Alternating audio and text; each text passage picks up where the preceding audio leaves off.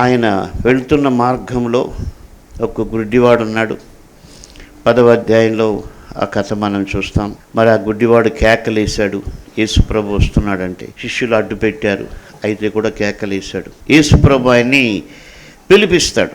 10వ వచనం 10:49. అప్పుడు యేసు నిలిచి వానిని పిలువుడని చెప్పగా వారు ఆ గుడ్డివానిని పిలిచి, ధైర్యము తెచ్చుకొనుము, ఆయన నిన్ను పిలుచుచున్నాడు, లెమ్మని వానితో చెప్పిరి.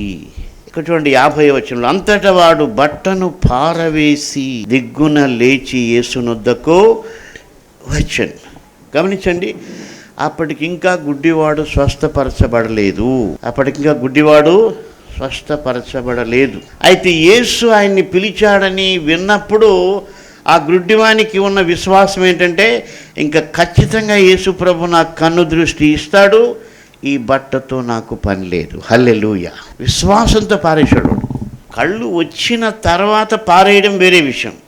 ఎవడైనా పారేస్తాడు, అంతే కదా. ఎలా కళ్ళు వచ్చాయి, ఇంకా బట్టతో పని లేదు. కానీ ఈ గుడ్డివాడు ఇంకా కళ్ళు తెరవబడక ముందే దాన్ని పారవేశాడు.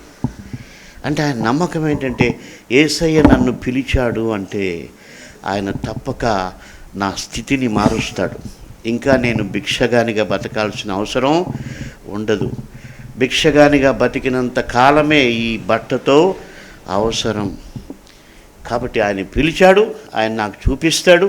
కాబట్టి ఇంకా ఈ బట్టతో నాకు అవసరం లేదని ఆ బట్టను వాడు పారవేసి, అంటే ఇంకా ఆయనకి అది అనవసరం అనిపించింది. కాబట్టి యేసును మనం వెంబడించినప్పుడు మనకు అనవసరమైనటువంటి దాన్ని మనం విశ్వాసంతో కూడా పారేయచ్చు.